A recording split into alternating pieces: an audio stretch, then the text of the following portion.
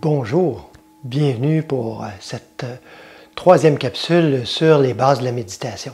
Alors aujourd'hui, on va voir l'importance de la détente. Qu'est-ce qu'on a vraiment de besoin en fait aussi, comme on pourrait dire entre guillemets, comme équipement, qu'est-ce qu'on a de besoin pour méditer? Et on va voir aussi la préparation immédiate, c'est-à-dire comment on se prépare pour la méditation. Et vous allez avoir le temps d'y penser jusqu'à la prochaine capsule, la dernière, qui va être la quatrième, où on va ensemble faire une pratique de méditation comme telle. Alors, débutons avec l'importance de la détente. La détente, on ne mettra jamais suffisamment l'accent sur l'importance de la détente dans la méditation. On peut croire que la méditation, c'est simplement de la détente, ou que la détente, c'est de la méditation. Mais les deux sont faux. En fait, on a besoin de la détente pour méditer. Je m'explique. C'est-à-dire que si on est tendu, on est comme ça, là, puis on dit « Oh là là, j'essaie de méditer » ou que j'ai le front tout plissé, tendu, avec les sourcils remontés, puis la bouche, la mâchoire bien serrée. C'est pas vrai qu'on médite. On est en train d'essayer de créer quelque chose. On force mentalement. C'est par nos propres efforts et on essaie d'atteindre quelque chose. Et souvent même, ça va se dénoter dans notre position du corps. Souvent, quand on essaie vraiment, on pourrait dire, d'atteindre quelque chose, on a tendance à pencher vers l'avant. On se projette vers l'avant, on essaie d'atteindre quelque chose. Rarement, on va pencher vers l'arrière parce que c'est moins confortable, mais par moment, on a aussi ce mouvement de retrait. C'est un peu comme si, si on était appuyé, en fait, on s'appuierait puis on s'endormirait, comme on peut le faire dans un fauteuil moelleux. Et c'est pour ça que je disais que ce n'est pas la meilleure façon. Hein? La meilleure façon, c'est quand il y a une petite demande au niveau du corps pour avoir une posture juste. Et souvent, on trouve ça difficile, puis on dit « Ah oui, mais il me semble que j'ai une tension. » Il y a comme une demi-tension. Hein? Et éventuellement, ça devient de plus en plus confortable, la position de méditation. Peu importe, hein, que ce soit sur le coussin, le banc, la chaise, ça n'a pas d'importance. Mais éventuellement, la position juste devient une position naturelle, normale. Elle a toujours été, en fait. Et on a cette détente qui, des fois, est un petit peu trop détendue, même dans la position juste. Et on va souhaiter avoir encore un petit peu de difficulté dans notre position pour rester bien vigilant. Alors, il y a toujours une difficulté ou une autre, mais c'est savoir en s'approfondissant. Alors, on approfondit l'attention. C'est-à-dire qu'on va être attentif à partir de la position et dans une détente, mais ensuite, on va de plus en plus approfondir cette attention au niveau des pensées, des émotions, au niveau de la simple présence. Bon, on ne verra pas tous ces détails dans les bases de la méditation, mais néanmoins, c'est important de le savoir. Alors, je reviens à l'importance de la détente. Bien relâché.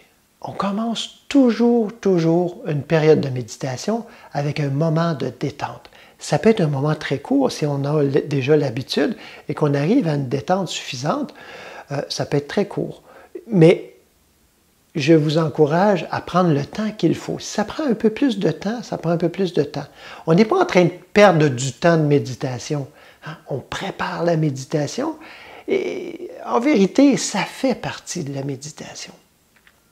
Donc, on commence par relâcher consciemment toutes les tensions. On peut y aller d'une façon très systématique. On relâche les tensions de la tête, du visage. On relâche les tensions des épaules, des bras. On relâche les tensions du dos, de la poitrine, de l'abdomen, hein, pour que le souffle circule librement. Et On relâche aussi toutes les tensions des jambes, même si on est assis. On a souvent, et particulièrement dans cette position sur un coussin, et si on a suffisamment de flexibilité pour appuyer les genoux au sol, on a tendance, c'est une drôle de tendance, mais à pousser sur le sol, comme si il était pour se dérober dessous nous. Mais c'est vraiment juste détendre. On fait juste s'appuyer, on relâche. Évidemment, ça c'est l'aspect corporel, mais on relâche aussi toutes les tensions mentales, émotionnelles. Et comment on fait ça? D'une façon très simple. On les laisse passer. On ne s'en préoccupe pas, on les laisse passer, comme je l'ai mentionné dans une précédente capsule. On fait juste ne pas lutter contre, ni les rechercher. Donc, c'est une certaine neutralité, en fait. Les bouddhistes vont parler d'équanimité. Les pères du désert, ces maîtres chrétiens qui se réfugiaient au désert en guise de monastère, eux appelaient ça l'apathéa. C'est d'où nous vient le mot apathique, qui maintenant a une connotation très péjorative. Mais c'est la sainte tranquillité, on pourrait dire. Alors déjà, du moment que nous sommes détendus, il y a possibilité, réelle possibilité, d'aborder plus avant, plus profondément, la méditation. Mais avant, quel équipement, de quoi avons-nous besoin pour méditer? Est-ce qu'on a vraiment besoin de plusieurs choses? Bien, très peu de choses en fait. On a besoin d'un coussin, d'un siège quelconque, que ce soit un petit banc de prière ou simplement une chaise ou un fauteuil ou quoi que ce soit. Hein? Juste question de pouvoir garder une posture juste, c'est-à-dire le dos bien allongé dans sa courbure naturelle, sans trop s'appuyer, ou à tout le moins, si on s'appuie, qu'on puisse garder cette posture juste qui va favoriser le souffle libre. On a besoin, évidemment, d'un tapis. Un petit tapis, ça peut être tout simplement une couverture pliée en 3-4 épaisseurs pour être confortable. Parce que directement sur le sol, surtout si vous vous asseyez sur un coussin avec les jambes, les genoux au sol, vous allez trouver qu'on engourdit plus rapidement. Hein? Il y a une pression plus forte au niveau des muscles et des os aussi. Et donc, c'est pas confortable. Et là, on lutte contre un inconfort. Et la méditation, c'est pas une lutte. Je dirais qu'on a besoin aussi, idéalement, c'est pas nécessaire, mais idéalement, une minuterie. Moi, j'ai une cloche ici que je vais utiliser pour diriger la méditation. Mais une petite minuterie, tout le monde a ça sur son téléphone intelligent ou sur votre montre. Je mettrai un lien dans le descriptif du vidéo pour une belle petite application pour une minuterie avec une cloche. En fait, c'est un beau son de cloche, un peu comme le bol que vous avez entendu au début. Et vous allez voir, c'est très pratique. Vous mettez le temps que vous voulez. Vous n'avez qu'à décider. Et comme ça, on ne passe pas notre temps à regarder le cadran, à savoir, est-ce que j'ai fait mon 10 minutes, mon 15 minutes, mon 20 minutes, mon 30 minutes, hein, le temps qu'on s'est donné.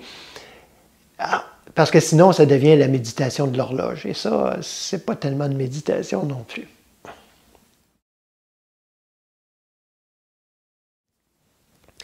Alors, récapitulons ce qu'on doit faire pour se préparer. Alors, on doit tout d'abord faire la détente. Ensuite, on va amener à notre intelligence, à notre mémoire, un sujet de méditation, un attribut du divin ou une parole de sagesse. Alors, ça peut être un des trois, ou ça pourrait être autre chose, mais voyons, question de ne pas s'éparpiller, voyons ça par étapes. Alors, détente, on amène un sujet, une réflexion, un attribut du divin. Par exemple, Dieu est amour. On se souvient que Dieu est amour. On se rappelle peut-être même une parole de vérité, une parole de sagesse, tirée des Écritures, qui nous rappelle cet amour de Dieu. Une parole qui vous parle à vous. Et on la mâche, on la répète en silence à l'intérieur. On revient, on la répète doucement. On la retourne à gauche, à droite, à l'endroit, à l'envers, à savoir qu'est-ce que ça veut dire. Vous voyez, pendant tout ce temps-là, on met à contribution notre intelligence. Parce que on peut aborder la méditation et dire non, non, il faut juste faire silence. Mais d'abord, commençons par amadouer l'intelligence, le mental, l'intéresser avec quelque chose de positif, quelque chose un concept, parce que ça va toujours être un concept, vu que c'est une pensée, mais un concept élevé, qui nous parle de Dieu, même si c'est encore qu'un concept. Hein? C'est une parole qui nous parle de Dieu, qui dit tourne-toi dans cette direction, tourne-toi dans cette direction. C'est comme le sage qui pointe la lune. Alors, ce n'est pas le doigt qu'il faut regarder, il faut regarder en direction. Alors, cette parole va nous donner une direction. On se tourne vers. Par exemple, si on prend le sujet de Dieu amour, alors on va, sans nécessairement prendre une parole, ce qui pourrait être le cas, mais prenons juste le sujet, l'attribut. Dieu est amour. Et on se souvient, d'abord et avant tout, que Dieu est omniprésent, partout et toujours. Alors en tout lieu, en tout temps, en tous, en moi. Donc si Dieu, alors vous voyez, on fait une réflexion. Donc si Dieu est amour et qu'il est partout, en tout temps, eh bien ça veut dire que dans mon expérience, on réfléchit tout ça là, dans mon expérience, je ne peux que rencontrer Dieu. Dans mes rencontres, ce que je vais rencontrer Dieu. Donc l'amour. Je vais rencontrer l'amour. Tous ces échanges, toutes ces rencontres ne peuvent qu'être amour. Parce que Dieu est amour et il est omniprésent. Et on continue comme ça à retourner et à mâcher, hein, à ruminer vraiment. Hein, les pères de l'Église, les pères du désert, ces grands sages, nous disaient il faut ruminer la parole, ou ruminer ce qu'on en sait de la parole. Et ruminer, vous savez ce que ça fait un ruminant, hein?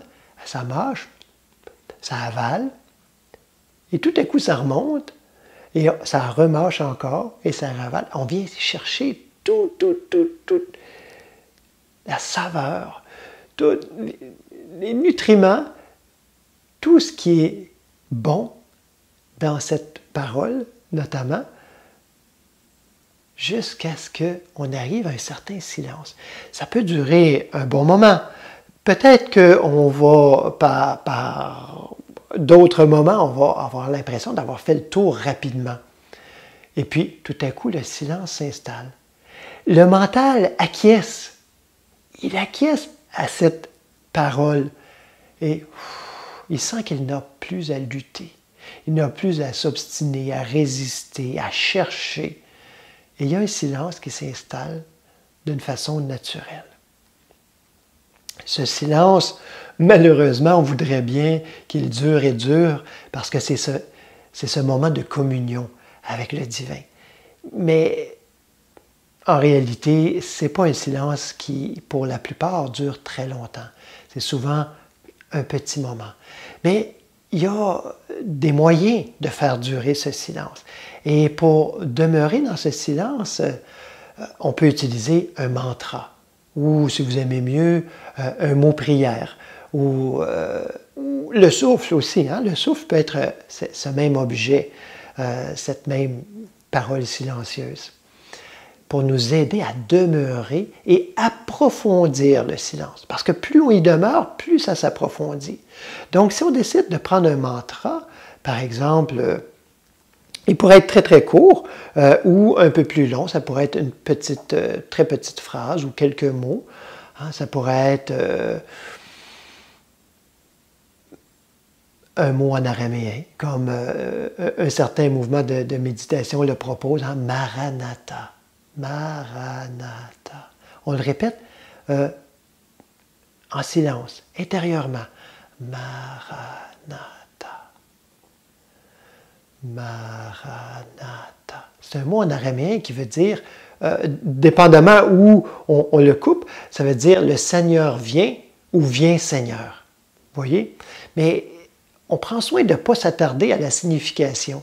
C'est plutôt de juste répéter pour demeurer dans le silence. Maranatha.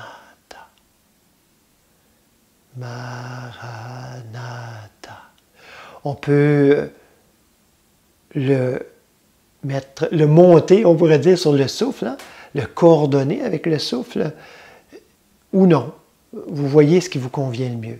Et puis, on fait simplement répéter. Ça pourrait être un autre mot, ça pourrait être Amen, ça peut être Dieu, ça peut être Yeshua, ça peut être Abba, ça peut être le plus vieux mantra. Vous vous doutez peut-être pas ce que c'est, mais le plus vieux mantra connu chrétien, c'est Kyrie eleison, hein, qu'on a traduit très faussement par Seigneur, prends pitié.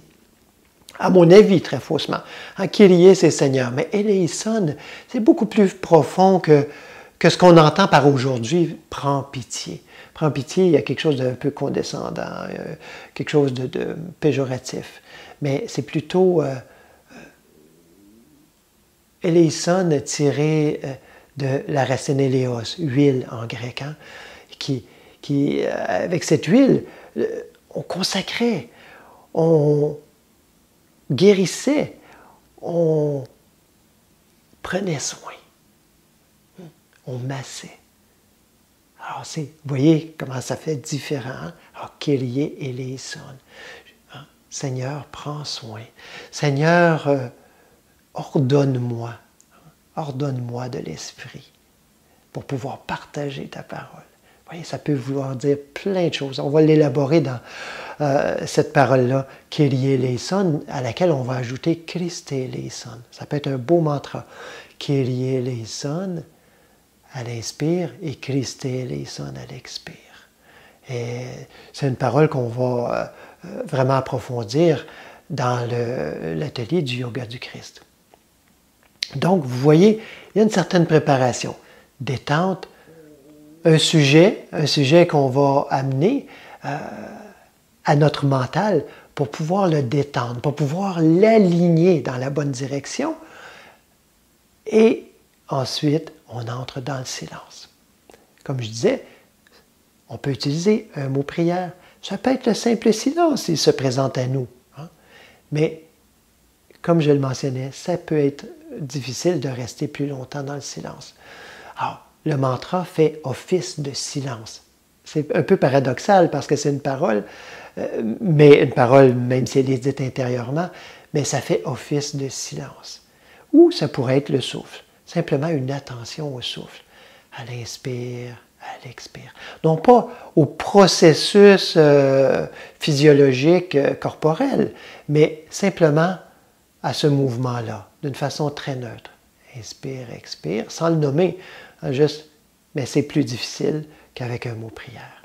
Alors, dans notre prochaine capsule, on va ensemble faire une pratique. À très bientôt. Merci.